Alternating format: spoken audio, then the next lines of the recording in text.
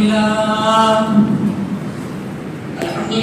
نحمده ونستعينه ونستغفره ونؤمن به ونتوكل عليه ونعوذ بالله من شرور أنفسنا ومن سيئات أعمالنا من يهده الله فلا مضل له ومن يضلل فلا هادي له وأشهد أن لا إله إلا الله وحده لا شريك له وأشهد أن محمدا عبده ورسوله أما بعد فإن خير الحديث كتاب الله وخير الهدي هدي محمد صلى الله عليه وسلم وشر الأمور محدثاتها وكل محدثة بدعة وكل بدعة ضلالة وكل ضلالة في النار.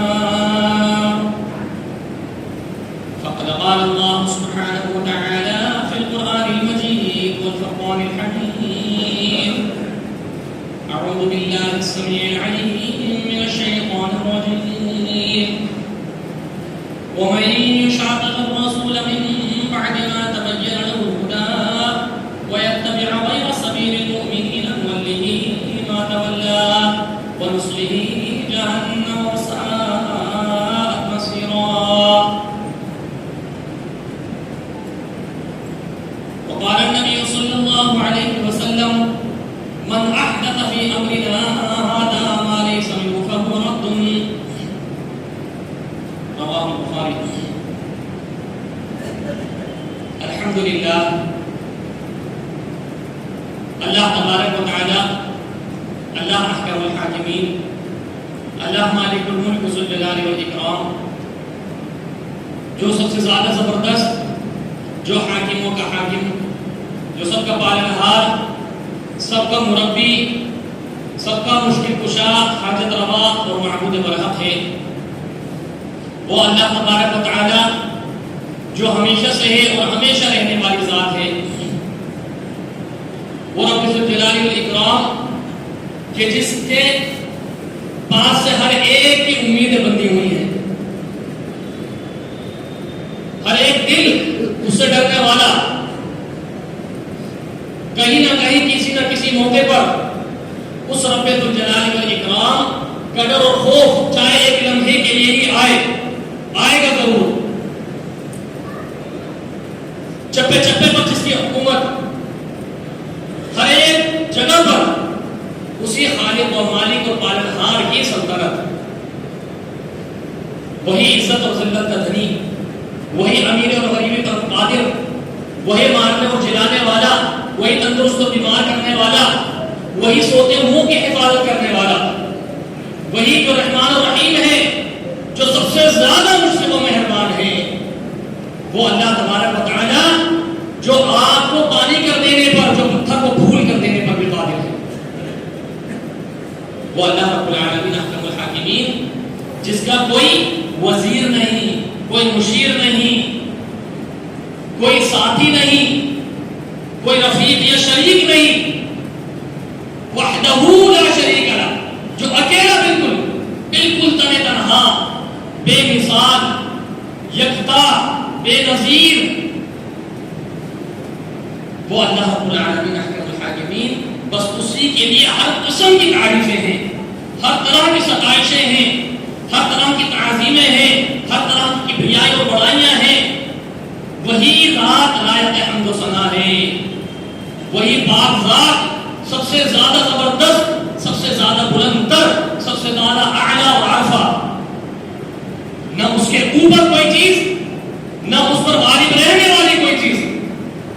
وہی اپنے تمام معاملات پر غالب رہنے والا، اپنے ہر فیصلے پر اٹل رہنے والا، تمام فیصلوں کو، تمام تدبیروں کو، کل کائنات کے تمام نظام کو بہترین اور عمدگی کے ساتھ چلانے والی ذات صرف اللہ رب العالمین کی ذات. بس وہی ہر قسم کی عبادتوں کے لائق ہے، وہی ہر طرح کی ستائشوں کے اور پوجا پرستش کے قابل ہے. وہی اس لائق ہے کہ صرف اور صرف اسی سے ہی امیدیں وابستہ کی جائیں، اسی سے اپنے دلوں کے تاروں کو جوڑا جائے، اسی سے لو لگائی جائے، اسی کے آگے گڑ گڑایا جائے، اسی کے آگے اپنے ہاتھوں کو دراز کیا جائے، اپنے دامن کو پھیلایا جائے، اسی کے آگے اپنی ساری درخواستیں رکھی جائیں، اپنی ساری شکوے شکایتیں، ساری پریشانیاں، جس قدر کے معاملات ہیں ان سب کا سدھارنے والا، ان میں بہتری لانے والی ذات کوئی نہیں سوائے اس اللہ تبارک و تعالیٰ کی۔ وہ اللہ رب العالمین کہ جس نے اپنی شفقت، اپنی عنایات، اپنی مہربانیاں، اپنی رحمتیں نازل کرتے ہوئے اس کا ایک ثبوت یہ بھی دیا کہ ہماری رشد و ہدایت کے لیے کم و بیش تقریباً 1,24,000 نبیوں کو مبعوث فرمایا وقت فوقت، اور انہوں نے بھی سب سے پہلے آ کر توحید ہی کی دعوت دی۔ وَلَقَدْ بَعَثْنَا فِي كُلِّ أُمَّةٍ رَسُولًا أَنِ اعْبُدُوا اللَّهَ وَاجْتَنِبُوا الطَّاغُوتَ۔ ہم نے ہر امت میں، ہر قبیلے میں، ہر گروہ میں، ہر جماعت میں اپنے ایک ڈرانے والا بھیجا، اپنے ایک نبی و رسول بھیجا، ہماری تعلیم لوگوں کو سکھانے والا بھیجا۔ انہوں نے سب سے پہلے تعلیم کیا دی؟ توحید کی طرف بلایا کہ دیکھو ایک اللہ کے ہو جاؤ، سب چیزوں کو چھوڑ دو، سب سے پرے ہو جاؤ، ہر ایک سے مانگنا چھوڑ دو، صرف اس رب سے مانگنے والے بن جاؤ، اسی کی عبادت کرنے والے بن جاؤ، وہی تمہارے تمام قسم کی بگڑیاں بنانے والا۔ ایسا نہ کرو کہ اولادیں کسی اور سے مانگ رہے ہو، پریشانیوں کے دور کرنے کے لیے کسی اور سے التجائیں کر رہے ہو، ترقی کے لیے کسی اور سے آگے منت سماجتیں کر رہے ہو۔ نہیں، ساری تکالیف اور ہر چیز کا عطا کرنے والا وہ اکیلا واحد اللہ رب العالمین، یہی توحید ہے۔ وَاجْتَنِبُوا الطَّاغُوتَ، اور اس کے علاوہ جس قدر بھی چیزیں ہیں ان سے اجتناب کر لو، ان کو چھوڑ دو، ان سے پرہیز کر لو، ان سے مجتنب ہو جاؤ پوری طریقے سے۔ وہ اللہ رب العالمین ان نبیوں کو مبعوث فرمایا، ان پر رب کائنات کی بے شمار اور بے پناہ، بے حساب اور لا تعداد درود و سلام ہو، خصوصیت کے ساتھ اس کے آخری نبی محمد عربی صلی اللہ علیہ وسلم پر اللہم صلی علیہ اللہم بارک علیہ۔ میرے عزیزوں، وہ اللہ تبارک و تعالی جس نے دین کو مکمل کر دیا اپنے نبی آخر الزمان محمد عربی صلی اللہ علیہ وسلم پر، ہر ایک معاملے کا طریقہ اور ڈھنگ سکھا دیا، جینے کا سلیقہ سکھا دیا، ایسی تعلیم دے دی کہ تم نے کس دن، کس مہینے، کس موقع پر، کس رات یا کس گھڑی میں اور کس لمحے میں تم نے کیا کام سر انجام دینا ہے، یہ ساری تعلیم دے دی۔ کوئی بھی معاملہ، کوئی بھی بات، کوئی بھی باریک سے باریک بھی بات بھی ایسے نہیں چھوڑی گئی کہ جس کی وضاحت نہ کر دی گئی، جس کی وضاحت نہ کر دی گئی ہو۔ ان تمام کی گندی کی چندی، جسے کہتے ہیں بال کی کھال اتار کر بتا دینا، سمجھا دینا، وہ بھی اللہ رب العالمین نے اپنی نبی محترم صلی اللہ علیہ وسلم کے ذریعے سے قیامت تک آنے والے جن انسانوں کے لیے کروا دیا۔ تو اب ایک امتی ہونے کا تقاضا کیا ہے جی؟ اس رب کا بندہ ہونے کا تقاضا کیا ہے جی؟ یہی تو ہے کہ بس جو رب نے بتا دیا، جو نبی نے سکھا دیا صلی اللہ علیہ وسلم، بس اسی کو قبول کر لیں۔ وہی حقیقت میں سچا امتی ہے، وہی حقیقت میں سچا رب کا بندہ ہے۔ اب اگر کسی تیسری چیز کو دیکھا، کسی تیسری چیز کو تلاش کرنے لگ گیا، تو وہیں پر شیطان اپنا کام کر جائے،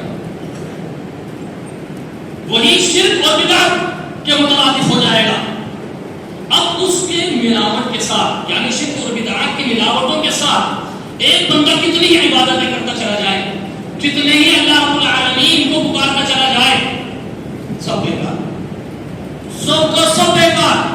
یہ میں نہیں کہہ رہا، صحیح مسلم کی روایت، اللہ کے پیارے حبیب نبی کریم محمد رسول اللہ صلی اللہ علیہ وسلم ارشاد فرما رہے ہیں کہ اللہ تبارک و تعالیٰ اپنے بندے کی ساری عبادتوں کو قبول کرتا رہتا ہے، کرتا رہتا ہے، کرتا رہتا ہے، یہاں تک کہ بندہ اور رب کے درمیان پردہ حائل نہ ہو جائے، کوئی رکاوٹ یا آڑ نہ آ جائے، ایک پردہ نہ آ جائے، اس وقت تک اس کی ساری عبادتیں، ساری دعائیں قبول ہوتی رہتی ہیں۔ پوچھا نہیں پردہ کیا ہے؟ کیا فرمایا؟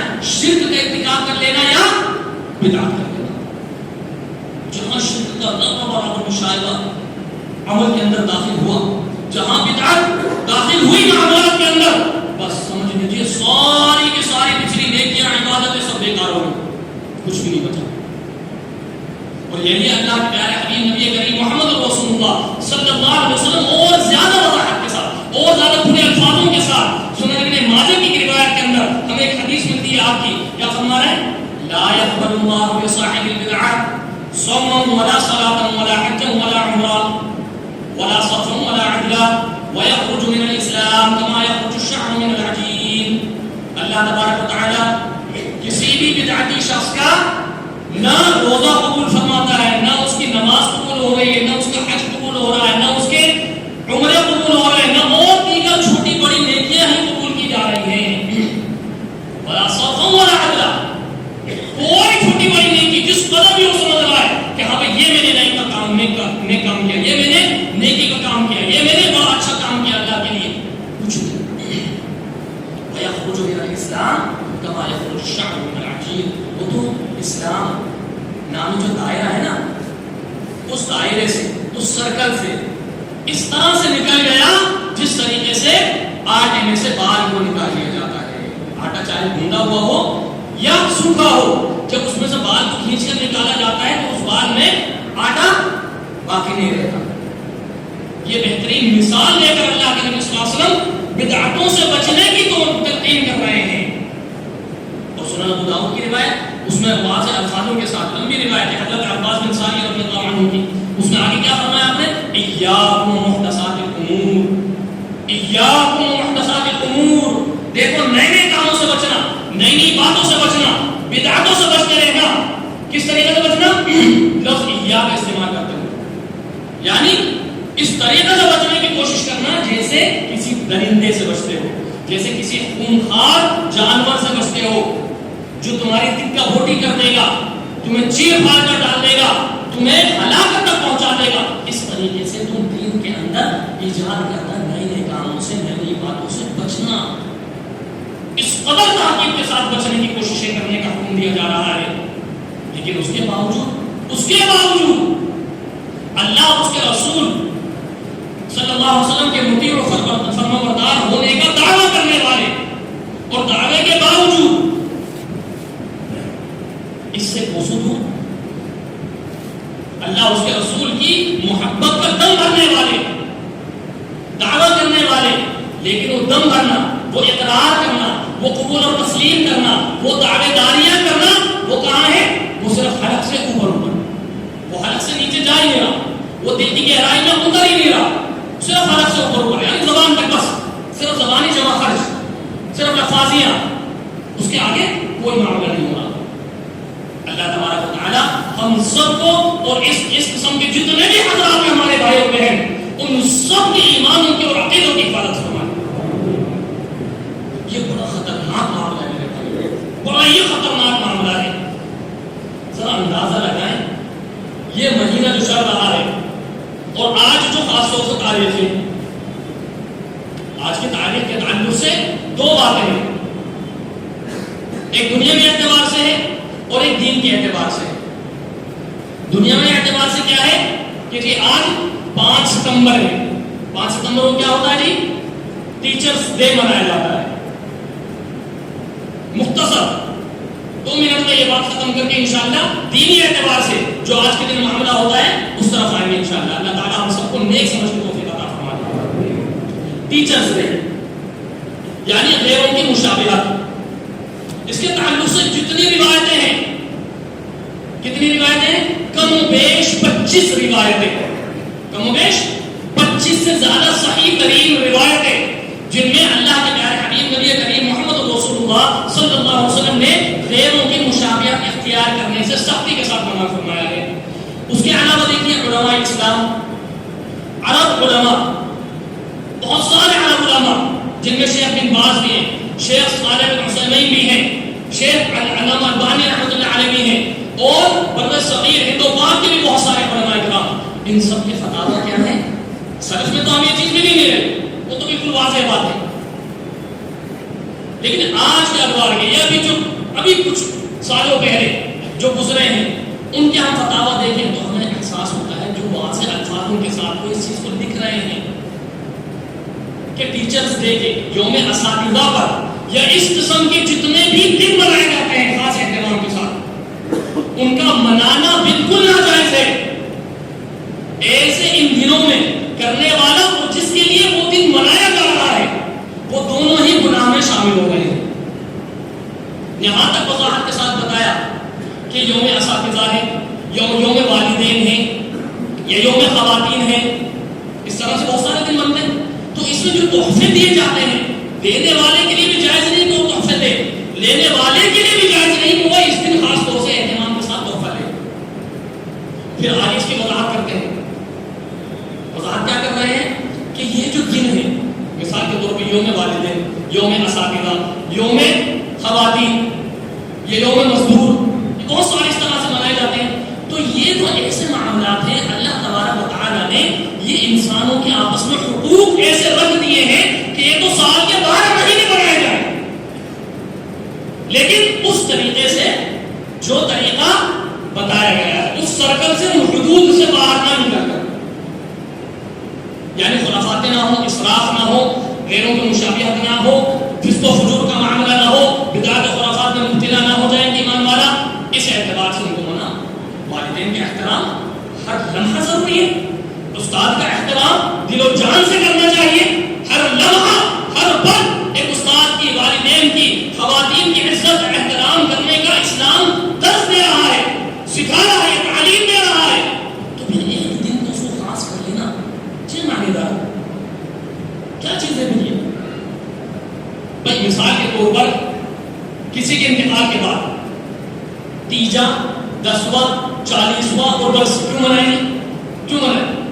کیا صرف اس لیے کہ اس میں قرآن خوانیاں ہو رہی ہیں یا اور دیگر رسومات ہو رہے ہیں؟ نہیں، اس کی ایک وجہ یہ بھی ہے کہ دن کو خاص کر کے اپنے مرحوم کے لیے، صدقے کے لیے یا صدقہ خیرات کیا جا رہا ہے، یہ سارے ثواب پہنچانے کے لیے ایک اس دن کو خاص کر لیا. تو یہاں بھی تو یہی معاملہ ہو رہا ہے. جو دن کسی بھی عبادت کے لیے، کسی بھی اذکار کے لیے جو تعداد معین نہیں ہے شریعت کے اندر، اس کو نہیں کیا جا سکتا. تو اس لحاظ سے یوم اساتذہ کا منانا یا اس طریقے سے جتنے بھی ایام ہوتے ہیں سال بھر میں، وہ خلاف شرع ہے. ہاں روز منائیں، روز عزت و احترام کریں، بالکل وہ تمام کے تمام اس لائق ہیں. اسی طرح سے دینی اعتبار سے دیکھ لیجیے، آج کا دن 12 ربیع الاول، یہ مہینہ بڑا مبارک. کس اعتبار سے کہ اللہ کے پیارے حبیب نبی کریم محمد رسول اللہ صلی اللہ علیہ وسلم کی ولادت بھی ہوئی اور آپ کی وفات بھی ہوئی. تو خوشی و مبارکبادی والا بھی معاملہ ہے اور غم و افسوس والا بھی معاملہ ہے. لیکن اس کے باوجود جیسے کہ سورۃ توبہ میں فرمایا اللہ رب العالمین نے کہ جس وقت سے زمین اور آسمانوں کو پیدا کیا گیا، اللہ تبارک و تعالی نے سال کے 12 مہینے ہی مقرر کر دیے. ان میں سے 4 حرمت والے ہیں، بس یہ وضاحت کر دی. ان 4 حرمت والوں میں ربیع الاول تو ہے ہی نہیں، نہ خوشی کے اعتبار سے نہ غم اور افسوس کے اعتبار سے. اب جب ہم نے ایسی چیزوں کو اپنا لیا اس مہینے کے اندر جن کا شریعت میں دور دور تک اتا پتہ نہیں ہے، نہ اللہ کے نبی صلی اللہ علیہ وسلم نے کیا، نہ اللہ تبارک و تعالی نے حکم دیا. آپ کی ولادت ہو چکی، 40 سال کی عمر میں رسول اور نبی بنا دیے گئے، اس کے بعد بھی 23 سال آپ زندہ رہے. مدینہ اور مکہ المکرمہ اور مدینہ المنورہ میں اگر دونوں ملا کر لگائے جائیں تو 23 سال تقریباً آپ باحیات رہے. لیکن کبھی بھی کہیں بھی ہمیں کوئی ایسی روایت نہیں ملتی، کوئی ایسا اثر بھی نہیں ملتا کسی صحابی سے، کسی تابعی سے، کسی تبع تابعی سے یا کسی مستند ترین محدث نے اپنی کسی کتاب میں اس چیز کو قلم بند کیا ہو یا کوئی ایسی روایت لے کر آئے ہو کہ ہاں اللہ کے نبی صلی اللہ علیہ وسلم نے اپنے یوم ولادت منایا، صحابہ کرام نے آپ کی بات منایا، یا آپ کی وفات کے دن کو مبارک سمجھا، یا افسوس کا دن منایا، یا اس کے میں غم کیا، یا کوئی ایسے میلے ٹھیلے لگائے گئے عید کا دن اس کو یا خوشیوں کا دن منایا گیا نہیں. ذرا اندازہ لگائیں، یہ جو اس سے پہلے سفر المظفر کا مہینہ گیا، اس کی آخری بک طبقات ابن سعد اور اصول الغابہ فی معرفت الصحابہ، تاریخ کی مستند کتابیں، اس کے اندر ہم دیکھیں تو ہمیں پتہ چلتا ہے کہ سفر المظفر کے آخری بدھ کو اللہ کے پیارے حبیب نبی کریم محمد رسول اللہ صلی اللہ علیہ وسلم اپنی زوجہ مطہرہ حضرت میمونہ رضی اللہ عنہا کے گھر پر موجود تھی جب آپ کی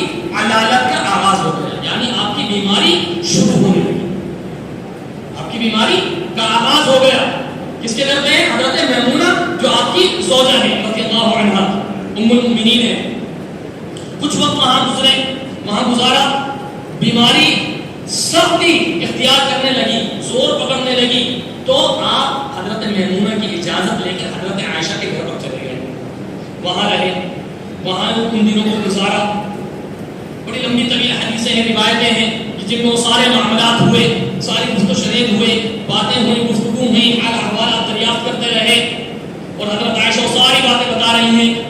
پھر آخر میں حضرت عائشہ بیان فرماتی ہے کہ 12 ربیع الاول پیر کے دن ضحیٰ کے وقت آپ نبی علیہ السلام کا انتقال ہو گیا. انا للہ و انا الیہ راجعون. اب ذرا اندازہ لگائیں، سن 11 ہجری میں آپ کا انتقال ہو گیا. آخری صحابی کا وقت کب تھا؟ آخری صحابی کب وفات پائے؟ 110 ہجری کے اندر. آخری تابعی 180 ہجری کے اندر. پھر اس کے بعد تبع تابعین کا زمانہ، محدثین کا زمانہ، یعنی یہ کئی 100 سال گزرتے چلے جا رہے ہیں، سینکڑوں سالوں کا معاملہ ہوتا چلا جا رہا ہے. لیکن اس پورے دور کو، پورے زمانے کو کھنگال کر دیکھ لیجیے، اٹھا کر دیکھ لیجیے، چھان پٹک کر کے دیکھ لیجیے، کہیں بھی کوئی ایسی ثبوت، ایسا دلیل ہمیں نہیں مل رہی ہے کہ جس سے ہمیں اس ربیع الاول کے مہینے میں کسی خاص موقع پر، کسی خاص دن میں کوئی خاص عمل کرنے کا ثبوت ہی مل رہا، نہیں مل رہا. تو سوال یہ پیدا ہوتا ہے کہ یہ چیز آئی کہاں سے جو اتنے زیادہ زور و شور کے ساتھ منائی جا رہی ہے، اتنے زیادہ اعلانیہ طور پر، اور ہر مرتبہ ہر سال اس کے اندر اور زیادہ اضافہ ہوتا چلا جا رہا ہے، لوگوں کی بھیڑ اس میں اور زیادہ بڑھتی چلی جا رہی ہے. آخر یہ چیز آئی کہاں سے؟ تو ذرا دیکھیں تاریخ الخلفاء علامہ سیوطی رحمۃ اللہ علیہ کی، اسی طرح تاریخ میں خلدون اور اس کے علاوہ دیگر کتب تاریخ و سیر کے اندر ہم دیکھیں تو ہمیں پتہ چلتا ہے کہ سن 604 ہجری، علاقہ کون سا ہے؟ عراق کا کوئی علاقہ ہے، اور وقت کون سا ہے؟ سن 604 ہجری. یعنی کتنے سال گزر گئے؟ کئی 100 سال گزر چکے. اس کے بعد یہ ایک معاملہ کا آغاز ہو رہا ہے. کس طریقے سے اور کس کے ذریعے سے؟ وہ دیکھیں ذرا. ایک مجہول ترین شخص جو نہ کوئی محدث، نہ امام، نہ حافظ، نہ قاری، نہ مجتہد، نہ فقیہ، نہ کوئی مشہور بندہ محلے علاقے کے اندر، اپنی جگہ کے اندر، ایک مجہول شخص. نام کیا؟ شیخ عمرو بن محمد. کیا نام؟ شیخ عمرو بن محمد، یہ اس بندے کا نام. اس نے سب سے پہلے اس عراق کے ایک علاقے کے اندر 12 ربیع الاول کو جشن عید کے وفات رسول صلی اللہ علیہ وسلم کے تعلق سے اس نے یہ اس چیز کا آغاز کیا، دعوت کا معاملہ اختیار کیا اپنے پیمانے پر، بہت چھوٹے پیمانے پر. اور پھر اس کو ترویج کس نے دی؟ وہیں عراق میں ایک حاکم تھا جس کو 6ویں صدی ہجری کے نصف اول میں حضرت صلاح الدین ایوبی رحمۃ اللہ علیہ نے وہاں کا امیر و گورنر بنایا تھا، حاکم بنایا تھا بابل شہر کا.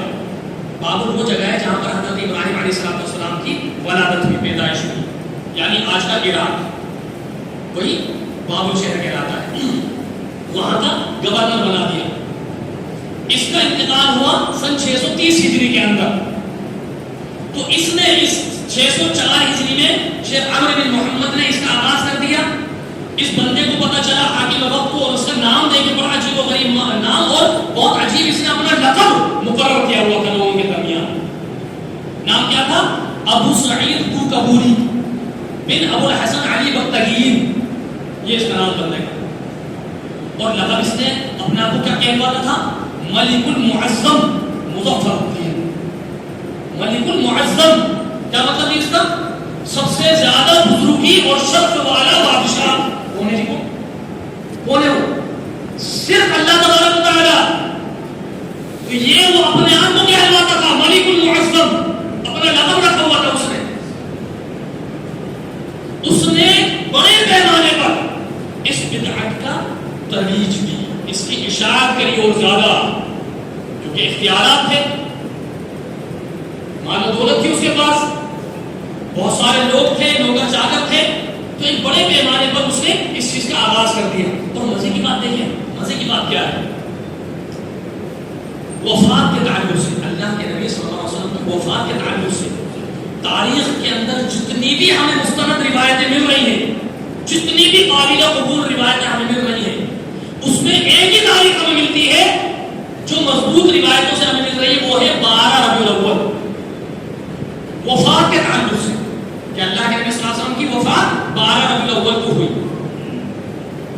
لیکن ولادت کے تعلق سے ہمیں جتنی بھی مستند قابل قبول روایتیں ہمیں مل رہی ہیں، ان میں 6 طرح کی تاریخیں مل رہی ہیں، 6 الگ الگ تاریخیں ملتی ہیں۔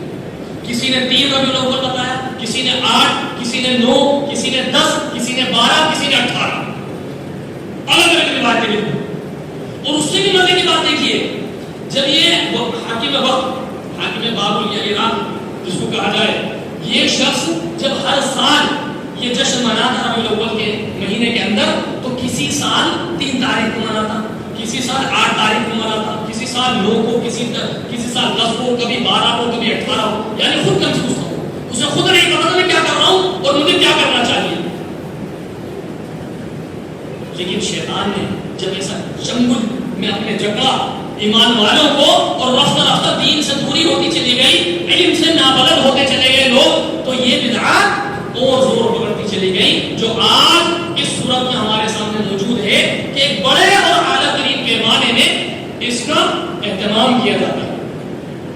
اللہ کے نبی صلی اللہ علیہ وسلم کو موجود سمجھا جاتا ہے، ادباً کھڑا ہوا جا رہا ہے، ان کی شان میں شرکیہ نعت، شرکیہ کلام پڑھے جا رہے ہیں، ڈھول تاشے اور ڈیک بجائے جا رہے ہیں، جبکہ سراسر اللہ کے نبی صلی اللہ علیہ وسلم کی بے شمار حدیثوں کے خلاف ورزی اور دعویٰ محبت کا۔ یہ کیسا عجیب و غریب دعویٰ ہے جناب، کہ جس سے ہم محبت کا دعویٰ کر رہے ہیں، وہ کیا کچھ اور رہا ہے، ہمیں حکم کچھ اور کرنے کا کہہ رہا ہے، ہم اس سے محبت کا دعویٰ بھی کر رہے ہیں اور اس کے حکم کے خلاف بھی کر رہے ہیں۔ تو پتہ کیا چلا کہ عقل ماری گئی، عقل خراب ہو چکی، یہی چیز واضح ہو رہی ہے نا، اور یہی اللہ تبارک و تعالیٰ قرآن میں بیان فرما رہا ہے، وَمَن يُشَاقِقِ الرَّسُولَ مِن بَعْدِ مَا تَبَيَّنَ لَهُ الْهُدَىٰ وَيَتَّبِعْ غَيْرَ سَبِيلِ الْمُؤْمِنِينَ نُوَلِّهِ مَا تَوَلَّىٰ وَنُصْلِهِ جَهَنَّمَ وَسَاءَتْ مَصِيرًا۔ اس سے زیادہ بدبخت شخص کون ہوگا جس نے شقاق کیا، بغاوت کی، انحراف کیا، بعد اس کے کہ کھلا واضح دلیلیں آ چکی تھی۔ واضح دلیلیں کیا تھی؟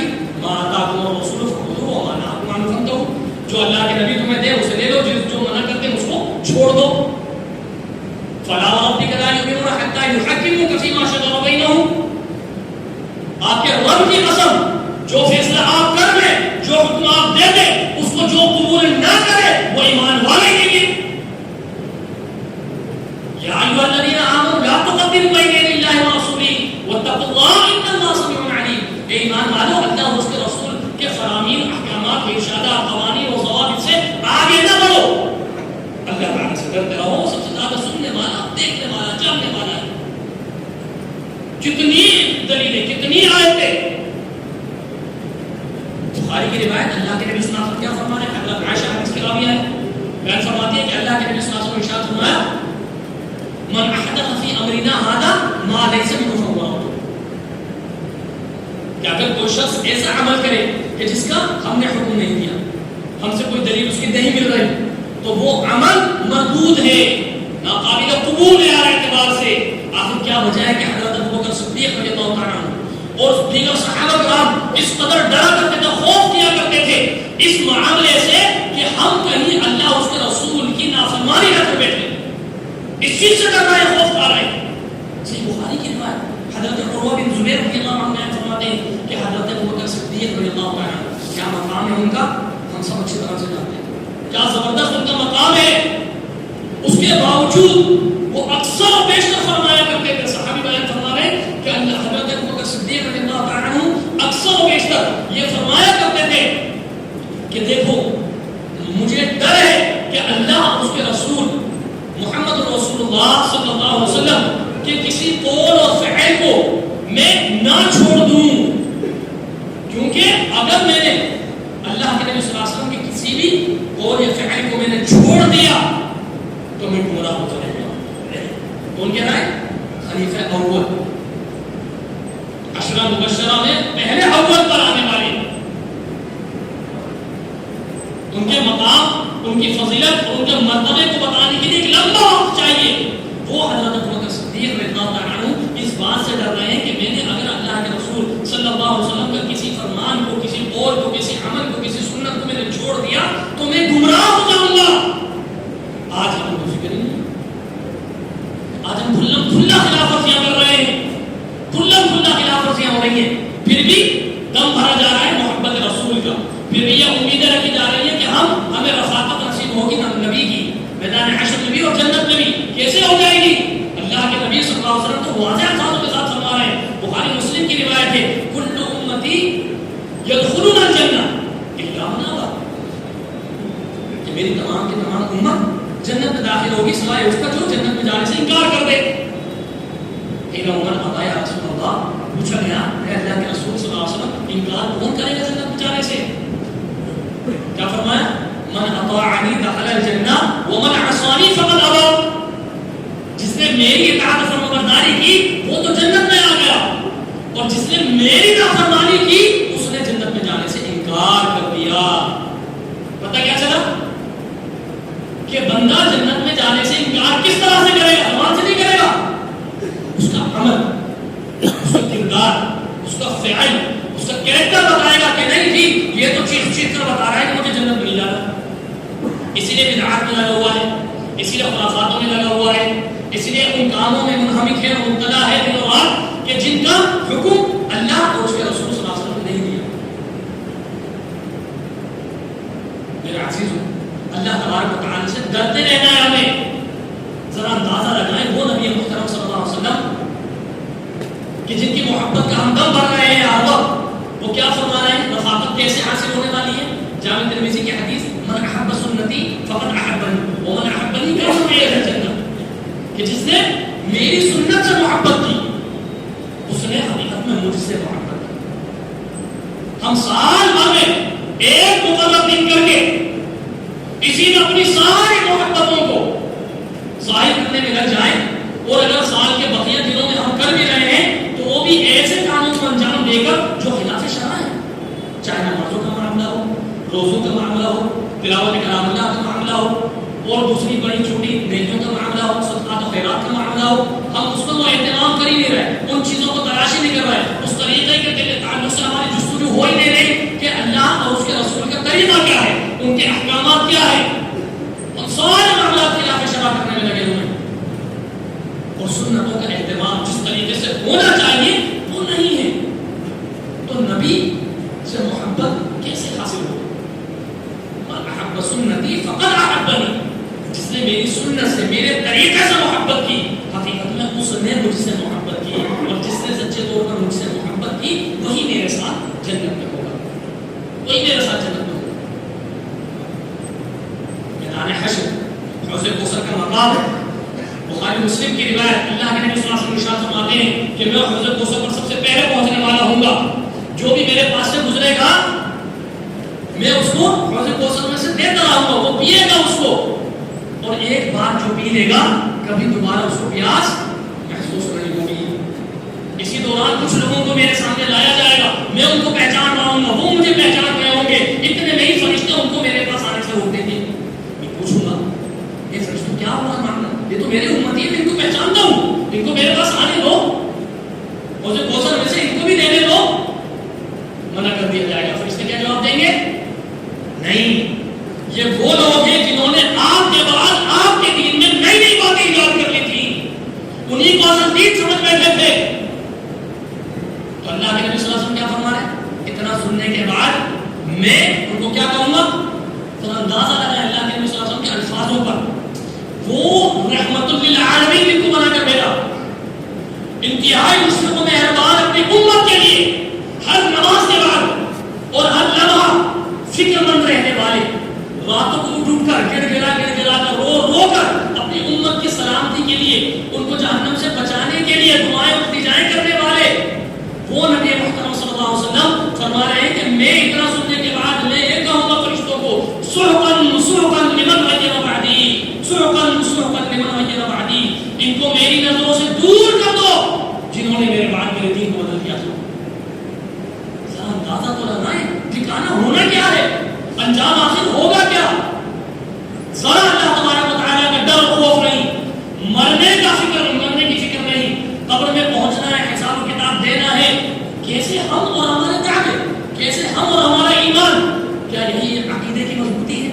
یہی ایمان کی سچی مٹھاس ہے؟ نہیں میرے عزیزوں، وقت رہتے ہم اپنی اصلاح کی کوشش کریں، اپنے لیے دعائیں کریں، التجائیں کریں، یا مقلب القلوب ثبت قلبی علی دیک، اے دلوں کے پھیرنے والے اپنے خالص دین پر ہمارے دل کو پھیر کر جما دے، یا مصرف القلوب صرف قلبی علی طاعتک، اے دلوں میں الٹ پھیر کرنے والے، تبدیلیاں کرنے والے ہمارے دل کو اپنے دین پر پھیر دے، اپنی اطاعت کے لیے پھیر دے، تیری فرمانبرداری کرنے والے بن جائیں۔ رب کی توفیق طلب کرنی پڑے گی، اللہ تبارک و تعالی سے التجائیں اور اکریم ہم سب کو صحیح معنوں میں کتاب و سنت کے مطابق اور موافق ہی اپنی زندگی کے ہر لمحے میں گزارنے کی توفیق عطا فرمائے۔ رب العالمین اقول قولی ھذا استغفر اللہ لی ولکم ولسائر المؤمنین من کل ذنب واستغفروہ انہ غفور رحیم۔ شیطان جو پوری جھوٹ لے چکا ہے قیامت کے دن تک کے لیے، وہ کس طریقے سے میرے بندوں کو بربادائے گا اور بہکائے گا۔ اس کے ہر کام کے اندر حکمت پوشیدہ اور مضمر ہوتی ہے۔ اللہ تبارک و تعالی نے اس دین کو اور دین کے تمام معاملات کو اپنے نیک ترین بندوں کے ذریعے سے محفوظ کروا لیا، جن کو ہم محدثین کہتے ہیں، خاص طور سے محدثین سیاستہ، ان کے ذریعے سے اللہ رب العالمین نے ہر چیز کو محفوظ کروا دیا۔ اب وہیں پر جہاں یہ چیز محفوظ کروا دی اللہ رب العالمین نے کہ مستند جو روایتیں ہیں ان سے وفات کی ایک ہی تاریخ ہمیں مل رہی ہے 12 ربیع الاول، وہیں اللہ رب العالمین نے کیونکہ یہاں پر عقل کیا کہے گی کہ بھئی اوتھینٹکلی ایک تاریخ ہمیں مل رہی وفات کی، تو اس میں ہم خوشیاں کیسے منائیں؟ عقل تو یہ کہے گی نا کہ بھئی اس میں ہم خوشیاں کیسے منائیں، اس میں ہم بہت تاشی کیسے کریں، اس میں ہم کیک کیسے کاٹیں؟ تو اب بچا یوم ولادت جس میں یہ خرافاتیں ہو سکتی تھی، تو اس میں بھی اللہ تبارک و تعالی نے اپنے ان نیک بندوں کے ذریعے سے اوتھینٹکلی جو مضبوط سندوں سے روایتیں ہمیں مل رہی ہیں اس میں بھی مغالطہ کروا دیا، الگ الگ 5-6 قسم کی تاریخیں لوگوں تک پہنچا دی۔ کیوں؟ کیونکہ اگر انسان تھوڑی سی بھی عقل کا استعمال کرے گا تو اسے پتہ چل جائے گا کہ اوتھینٹک تو ایک تاریخ ہے ہی نہیں ہے، تو اس کا مطلب اللہ تعالیٰ نہیں چاہتا یہ کام، اور جو اوتھینٹک مل رہی ہے ایک تاریخ تو وہ تو وفات کا دن ہے، اس میں ہم خوشیاں کیسے منائیں؟ تو انسان کو ساری چیزیں واضح ہو جاتی ہیں، بھائی اشرف المخلوقات انسان کو کیوں بنایا، اس کو یہ فضیلت کیوں دی گئی، یہ عقل سلیم دینے کے ساتھ ہی تو حیوان ناطق کہا جاتا ہے عربی کے اندر، حیوان جانوروں کو کہتے ہیں، اور انسان کا ایک لفظ ہے، اس کا ایک نام کیا ہے عربی زبان کے اندر، حیوان ناطق، یعنی بولنے والا جانور۔ اگر حیوان کے مطلب صرف جانور ہی سمجھا جائے تو کیا مطلب ہو گیا حیوان ناطق کا؟ بولنے والا، زبان رکھنے والا، عقل سلیم رکھنے والا جانور۔ لیکن یہ ایسی مخلوق ہے جو اللہ تبارک و تعالیٰ نے جس کو مکلف بنایا اپنی شریعت کا، جس سے حساب و کتاب بھی ہونا ہے، اور اس کو عقل سلیم بھی دے دی، اور عقل سلیم کے ساتھ ساتھ شریعت بھی پہنچا دی اس تک کہ بہت سارے ایسے مقامات بھی آئیں گے کہ شریعت کچھ کہہ رہی ہے، تمہاری عقل کچھ کہہ رہی ہے، تو وہاں پہ اپنی عقل کو دبا دینا اور شریعت کی ماننا۔ بہت ساری ایسی جگہ ہیں، لیکن جو سطحی طور پر باتیں ہیں ان کو اگر تھوڑا انسان عقل بھی استعمال کرنے کی کوشش کرے نا تو واضح ہو جاتی ہیں ساری باتیں۔ اللہ تبارک و تعالیٰ ہم سب کو صحیح معنوں میں اپنی اور اپنوں کی اصلاح کی توفیق عطا فرما دے۔ رب العالمین